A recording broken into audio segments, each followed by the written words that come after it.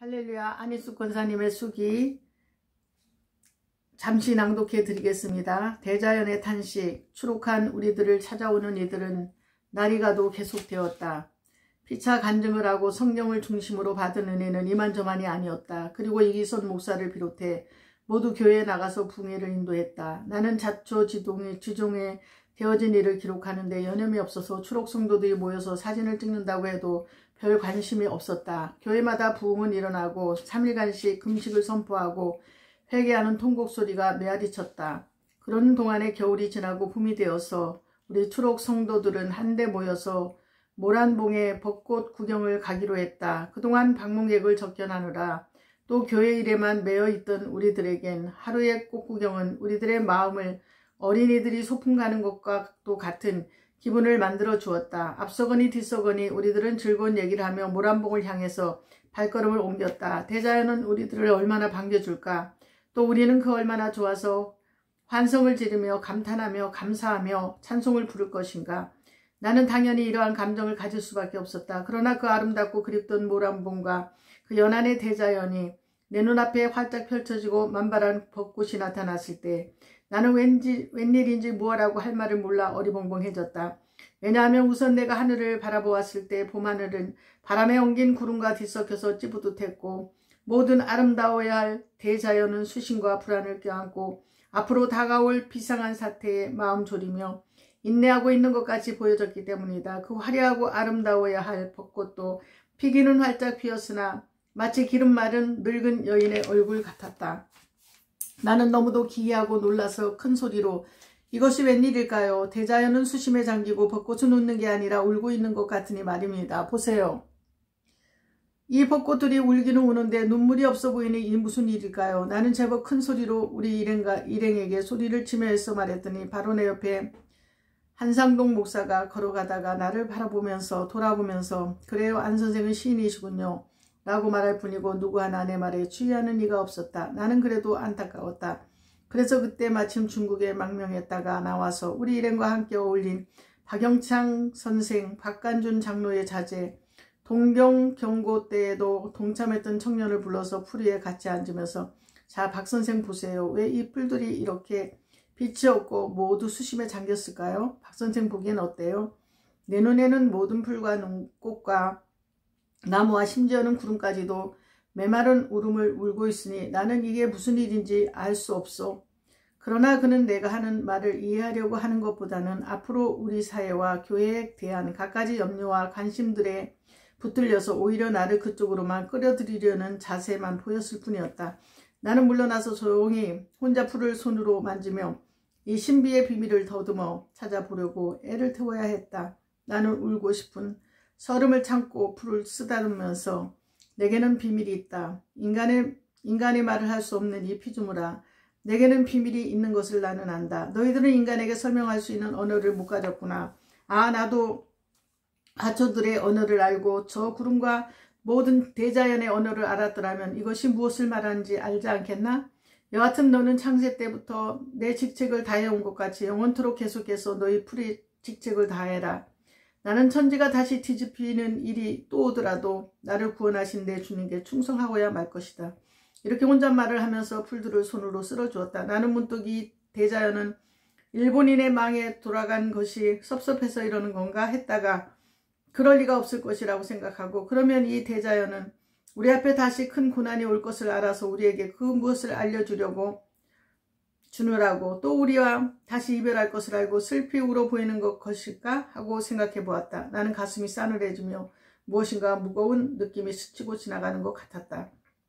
아마 날씨가 흐리고 봄날이라 내 마음에 여러 가지 생각이 많아지는 것일 테지. 아, 인간은 인간사회라는 제한 속에 산다. 그러니까 다른 생물의 의사표시를 알아낼 길이 없으니 탄식할 일이다. 그러나 같은 조물주의 손으로 지음을 받았으니 서로 말도 못하고 설명을 듣지 않아도 그래도 얼마라도 느낄 수 있다는 새 진리를 깨달은 것 같이 생각되었다. 나는 가슴에 그 무엇을 풀지 못한 무거운 느낌을 한아름 안고 다른 분들이 무엇을 즐기며 어떠한 모양으로 이 꽃구경을 하는지 보지도 않고 알려고도 하지 않은 채 집으로 터벅터벅 맥없이 돌아왔다. 그리고 어머니와 언니에게 오늘 본 모란봉의 광경을 비상한 열성으로 얘기를 해보았지만 시원해지지 않아 방문객을 붙들고 호소를 해보았으나 한 사람도 나같이 관심이 있어 하는 이는 아무도 없었다. 소련군과 주영하. 소련군은 계속해서 들어왔다. 낯선 트럭에는 소련 군인들이 타고 있었다.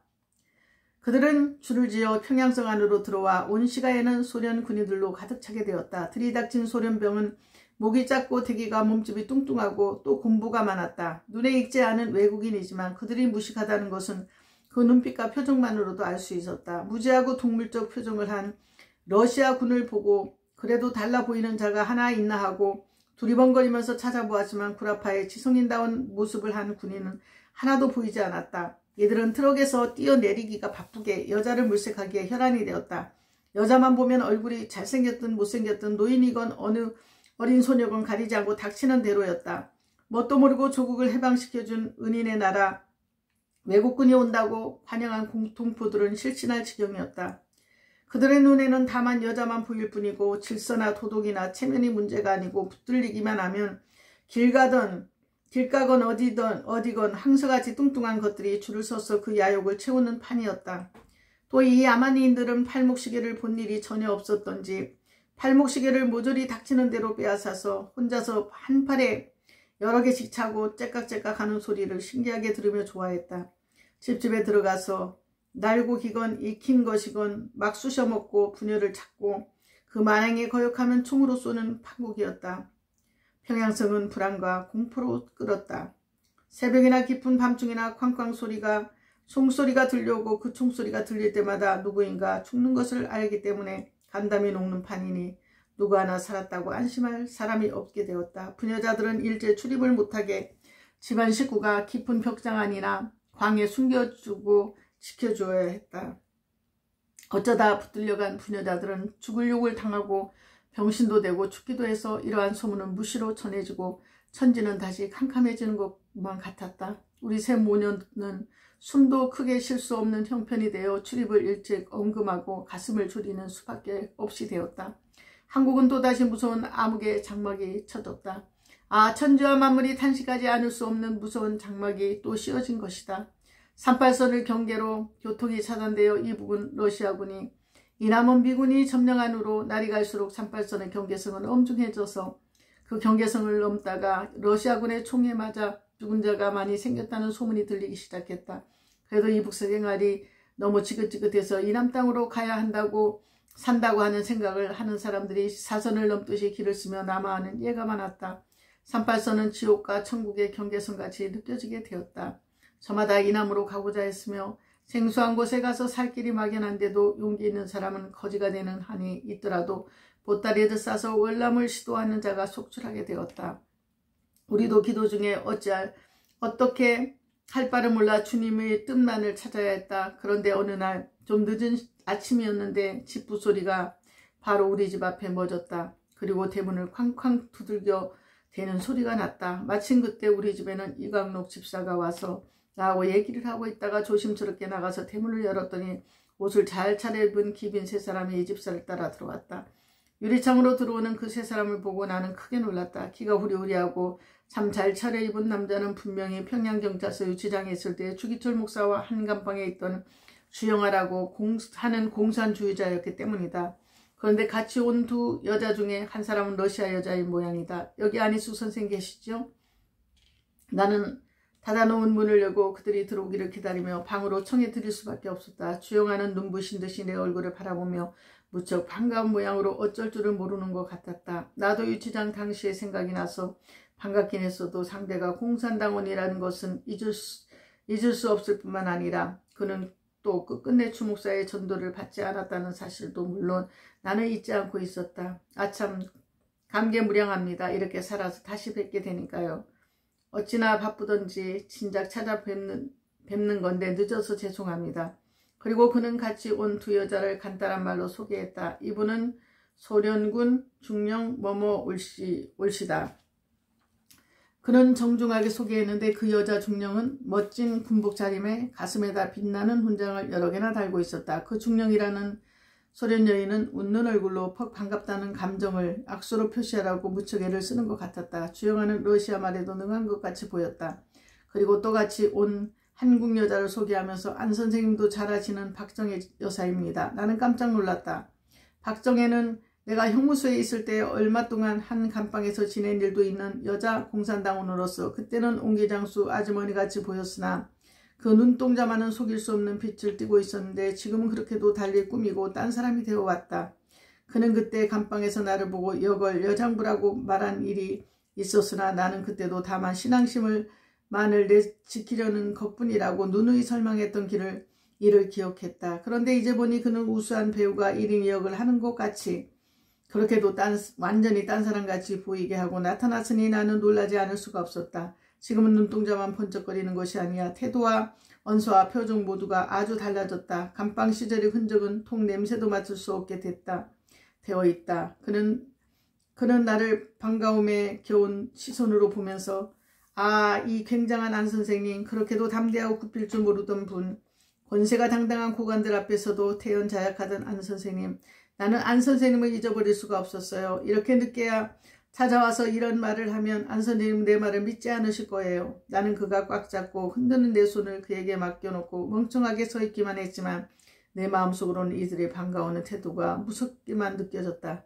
선뜻 보고 느껴지는 것으로는 이들은 높은 지위를 차지한 모양인데 평양 시내가 이렇듯 공포와 불안 속에 떨고 있는 것을 알고 있는 것인가? 자기들만 높은 자리에서 잘 먹고 잘 살면 그만이란 말인가? 이들은 총소리로 못 듣고 부녀자들이 당하는 수욕과 분통에도 아무 감각이 없고 자기 지위만 높고 자기가 벼슬을 한 것만으로 만족하고 기쁜 것인가? 나는 의문이 치밀어 올랐지만 입을 꼭 다물어 버릴 수밖에 없는 것이 분했다. 박정혜는 나에게 얘기를 하면서도 주영아의 눈치를 살폈다. 박정혜는 주영아의 보조역을 맡고 있는지 주영아에게 애교를 떨듯이 줄을 한번 보고 또 나를 보면서 자, 이제는 일어나세요.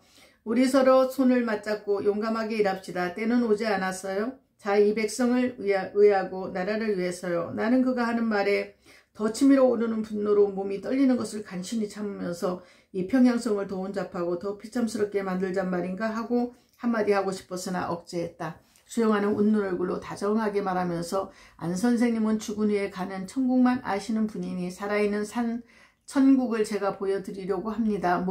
모스크바로 모시고 가서 산 천국을 똑똑히 구경시켜 드리겠습니다. 또 가서 배울 것도 많습니다. 나는 이 말을 들었을 때 입에서 거의 튀어나오려는 말을 의식적으로 급하게 억제하면서 너희 자신이 천국을 누리기 위해서 민족과 나라를 팔아서 무서운 구렁텅이에 쳐놓고 너희만 위한 천국이 모스크바냐? 천국인 줄 알고 지옥 모스크바에 가서 가슴을 치고 영원히 후회하는 곳에 간 후에는 다시 기회가 없단다. 이 공산 매국노들아. 아닌 게 아니라 안 선생님은 특별 대우를 해서 특별 장교 비행기로 모스크바로 가시도록 해야겠어요. 사실 선생님이 모스크바를 보시면 기절하실 거예요. 참 기가 막히게 훌륭하답니다. 그들은 소련말로 뭐라고 짓거렸다. 소련군의 여자 중령이 뭐라고 묻는 말에 주영아가 한참 동안 내게 대한 말을 하는 것까지 설명이 많았다. 얼마 후 그들은 돌아갔다. 그리고 나서 꼭 사흘이 되던 경과된 날인데 박정희가 그 소련군 여자 중령을 데리고 또 왔다. 오늘 저녁에 특별한 파티가 있어서 모시러 왔습니다. 주 선생님이 꼭 모시러 오려고 했는데 급한 일이 생겨서 모시러 오지 못했지만 같이 저녁 식사라도 하시겠다는 거예요. 어머님께서도 꼭 가셔야 해요. 하면서 어머니에게 기어코 같이 가자고 강권했다. 어머니는 나는 러시아 밥 먹을 줄 모릅니다. 하며 한마디로 거절했다. 그들은 나를 억지로 지프차에 태웠다. 차를 타고 가는 동안에 내 마음은 내 불안은 차츰 공포로 변했다. 나는 이럴 때야말로 기도할 때라고 생각하고 짧은 시간이지만 주님 나를 지켜주소서 하고 부탁하는 기도를 했다. 일본인의 강한 철장도 부숴주신 내 주님을 의지하려는 나에게 공산당들은 무슨 짓을 하려는 것일까? 소련군 중령이 운전하는 지프차는 남산청으로 달렸다. 얼마 전까지 일본인들이 뽐내며 살던 곳이다. 거기 있는 고급 주택들이 지금은 새 주인을 맞아서 아주 다른 분위기를 조성하고 있었다. 소련군 고급 장교와 조선 공산당의 간부급이 살고 있는지 곳곳에 총을 맨 러시아군이 지키고 있었다. 지프차들이 오고 갈 때마다 보초를 선 군인들이 경례를 붙인다. 박정혜 집에도 문간에 보초 군인이 서 있다가 경례를 붙였다. 크고 좋은 집에 들어가 보니 박정희 집에도 문간에 보초군이 서있다 경례를 붙였다. 크고 좋은 집에 들어가 보니 방도 많고 꾸민 것도 고급인 것으로 보아서 박정희가 고관인 것을 알 수 있었다. 그는 자랑스럽게 두루 집안을 안내해서 구경시키고 나를 응접실로 데리고 가더니 안락의자에 앉혔다. 그리고 그는 사무실같이 되어있는 방으로 가더니 전화를 건다. 주영아에게 내가 왔다고 보고를 하는 것 같았다. 응접실에 나는 내 핸드백과 목도리를 놓아둔 채 화장실에 가는 척하고 이리저리 기웃거리면서 도망갈 길을 찾아보았다. 이때였다. 강하고 담대하라는 말이 머리에 떠올랐다. 나는 복도로 나와 뒷문이 열린 것을 보았다. 내 쉬는 현관에 벗어놓았으나 현관으로 갈 새는 없었다. 나는 벗은 발로 슬쩍 뒷문으로 나와서 옆집 뒷마당을 끼고 걸어갔다. 치마가 길어서 사람이 올 때는 신을 벗는 것을 가리기 위해서 허리를 구부려서 보이지 않겠다. 사람이 지나가고 나면 슬금슬금 보통 자세를 취하고 아무도 없을 때는 막 뛰었다. 한참 동안은 모두 뒷집 쪽인 고로 사람도 별로 다니지 않았지만 얼마 좀 나오니까 집들이 정문이 되어서 부처들이 서 있었다. 나는 두근거리는 가슴을 안고 천연스럽게 부처 앞을 지나갔다. 어떤 러시아 군의 부처는 나를 힐끔 쳐다보고 수상하다는 표정을 했지만 나는 시치미를 떼고 바쁘게 그 앞을 지나갔다. 가슴이 마구 뛰었다. 비탈길을 뛰어내려 골목으로 들어가 이제는 사람들이 보건 말건 미친 듯이 두 주먹을 쥐고 막 뛰었다. 나는 윤원삼 장로댁을 기억하고 그쪽 방향을 향해서 자꾸만 타름질했다. 숨이 차서 금방 심장이 멈출 것 같았다. 나는 쉬지 않고 뛰고 또 뛰었다. 얼굴이 달아오르고 눈에는 불이 뿜는 것 같은데도 쉴 수가 없었다. 그러나 주님이 내 곁에서 나와 같이 뛰고 계신 것을 느꼈다. 윤장로댁 대문 앞에 도착했을 때 나는 큰 숨을 내쉬며 주여 감사합니다 하고 나를 여기까지 무사히 오게 하신 주님 앞에 감사했다. 주님이 용기를 주셔서 그것을 벗어나 달아나게 해주신 것을 나는 참 감사했다. 윤장로님 댁 대문도 소련 군인이 무서워서 꽉 닫혀 있었다. 나는 소리를 지르면서 두 손으로 깡깡 대문을 막 두들겨 댔다. 사환이 나와서 내가 벗은 발로 뛰어 들어서는 것을 보고 놀라서 물러섰다. 나는 방문을 열고 뛰어나오는 윤장로 내분을 미치면서 방으로 뛰어 들어갔다. 내 얼굴과 신을 벗은 발을 보고 그들은 몹시 놀랐다. 이게 웬일이오? 소련 군인에게 잡힐 뻔했구먼요. 나는 숨이 차서 말을 못하는 대신 턱을 끄덕이면서 숨을 돌려서 자세한 이야기를 했다. 장로님, 우리 어머니도 속히 이리로 모셔다 놓아야겠어요 했더니 그는 곧 그 의미를 알아듣고 그렇지 하고 청년 몇 사람을 부르더니 어머니를 모셔오라고 급하게 분부했다. 얼마 안 돼서 어머니는 성경책과 옷보따리를 가지고 급히 왔다. 나는 숨을 크게 내쉬면서 이것 참 아슬아슬한 영국이에요 하니 모두 과연 그렇다고들 했다. 그날 밤 윤장로는 사람을 시켜서 청년들을 소집했다. 누구든지 나를 서울까지 데려다 줄 사람은 없는가고 물었더니 청년 10사람이 자진해서 우리를 서울까지 모셔다 드린다고 단번에 나섰다. 그리고 언니의 사이도 이남에서 우리를 찾아왔는데 이번 기회에 자기 집인 대전으로 가는 길에 같이 내려가기로 했다. 또 윤장로의 둘째 며느리도 남편이 있는 서울로 가겠다고 따라 나섰다. 우리 일행 14명은 비상한 각오를 하고 긴장 속에 가지고 갈 수 있는 행구를 끓여가지고 나섰다. 청년들은 하마터면 모스크바로 납치되어 갔을 나를 보고 몹시도 기뻐해 주었다. 그래서 38선을 넘다가 자기들이 모두 죽는 한이 있더라도 나와 나의 어머니를 지켜주겠다고 모두 울면서 기도를 했다. 그 중에는 몸이 장대하여 권투도 하고 태권도도 하고 또 싸움을 잘해 별명이 황소라는 청년이 있었다. 그는 어렸을 때부터 신자였지만 일본이 패망하는 것을 보고서야 충성스럽게 봉사하는 열성 예수인이 되었다. 그는 모든 사람의 사랑을 받는 젊은이고 그의 형도 기어코 가겠다고 해서 형제가 다 나서게 되었다. 모두 용감하고 씩씩해 보였다. 또 어떤 이는 모험을 좋아해서 얼굴에 빛이 나고 기뻐도 하니 심각한 가운데도 어딘가 마음에 소망이 생겼다. 우리들은 밤 1시에 평양을 조용히 떠났다. 우리들은 함께 걸어가지 않고 각각 헤어져 경고장에 한 사람씩 도착했다. 기차를 기다려 탈 때도 저마다 각각 떨어져서 탔다. 나는 어머니를 꼭 부축하고 붙어 다녔다. 청년들은 기차 속에서도 여기저기 따로 앉아서 우리 모녀를 늘 주목하고 번갈아 옆자리에 와 앉아 있기도 하고 지나가기도 했다. 청년들은 모두 용감해 보였다. 나는 어머니를 모시고 아무런 먹고 살 대책이 있는 것도 아닌 낯선 서울로 가는 길이니만큼 불안도 크고 깊었지만 그러나 나를 보호하는 청년 용사들의 모습을 지켜보면서 위로도 적지 않았다. 어떻게 보면 우리 자신들이 연극을 하는 것 같은 착각도 들어서 흥미롭기도 했다. 해주가 종착역이지만 해주까지 가면 남아한다는 의심을 받을까봐 그 앞 정거장까지 가는 사표를 산 우리는 목적지에 와서 내릴 때도 조심해서 저마다 생소한 사람인 것처럼 행동하면서 내렸다. 그 정거장에서는 사람들이 많이 오고 가는데 척 보면 벌써 남아하는 사람은 알아볼 수가 있었다. 보따리가 크고 이곳 있는 사람은 모두가 다 소련 군인과 공산당이 싫어서 도망가는 사람들이었다. 우리는 힘센 황소 청년의 지시에 따르기로 하고 우선 아침밥을 농가에서 사 먹었다. 밤새 기차를 타고 오느라고 고단했던지 밥은 먹은 자리에서 모두 코를 골며 잠이 들어버렸다. 황소 청년이 먼저 벌떡 일어나더니 모두 잠을 깨워서 우리들은 많은 군중 틈에 끼어 남아하는 길을 나섰다. 한 군데 몰리는 것은 위험해서 모두 슬금슬금 따로 떨어져서 남아하는 길을 가는데 그 중에는 여자와 아기들도 많았다. 이렇게 많은 사람들이 모두 고향과 집과 소유를 다 내어버리고 정처 없이 낯선 땅으로 흘러가야만 하는가 하고 생각하니 마음이 아프고 설움이 복받쳐서 해방이 되었다고 기뻐 날뛴 것이 이 꼴이 되었으니 세상은 이렇게도 무정한가 하는 생각이 들었다. 박정혜의 그 좋고 큰 집과 그들의 의기양양한 모습을 생각하니 괘씸하기 그지없고 분하고 슬프기만 했다.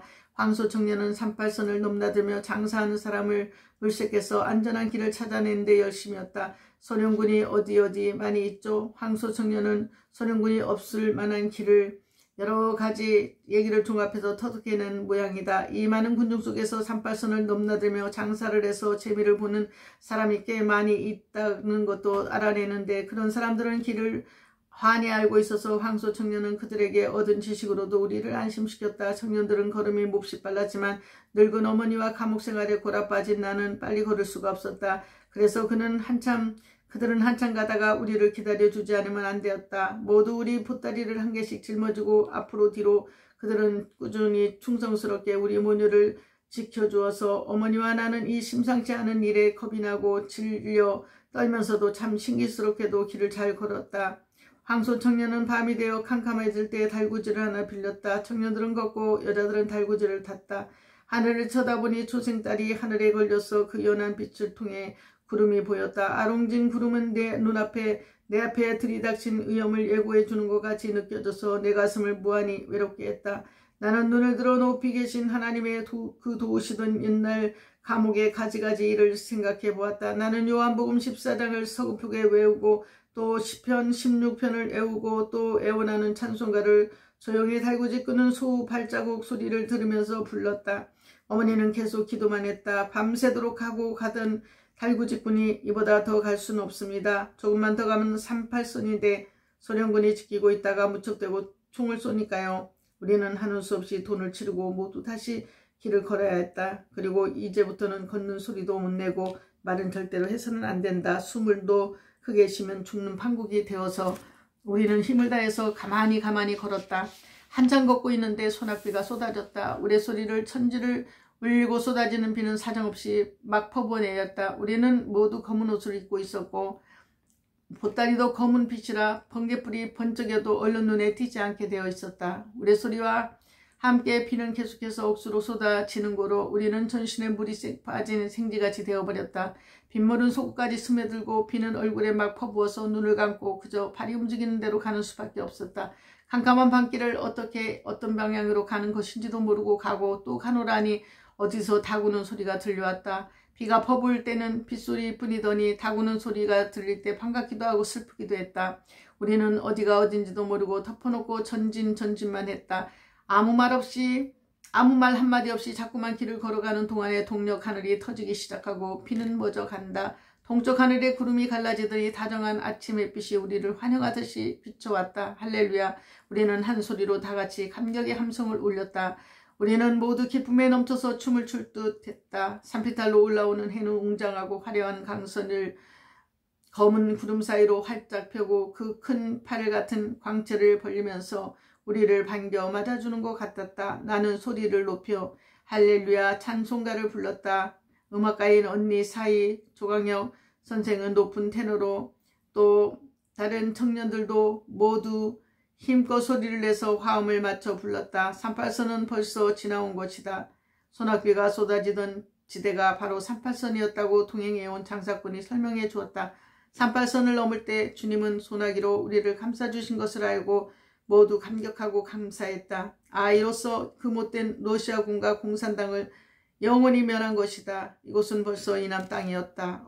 어디로들 넘어왔는지 사람들은 장터같이 많아지고 모두 보따리를 가진 피맞은 초라한 사람들은 살길을 찾아 저마다 비상한 표정들이었지만 그래도 무사히 넘어온 것이 그렇게도 기쁜지 피곤해 보이는 사람은 한 사람도 없었다. 그러나 그 많은 사람 가운데는 같이 오던 가족이 서로 떨어져서 아우성을 치며 두리번거리며 가족을 찾아 헤매는 사람들도 적지 않게 있는 것을 볼 때 남의 일같이 생각되지 않아 가슴이 아프고 괴롭게 되었다. 여기까지 읽겠습니다.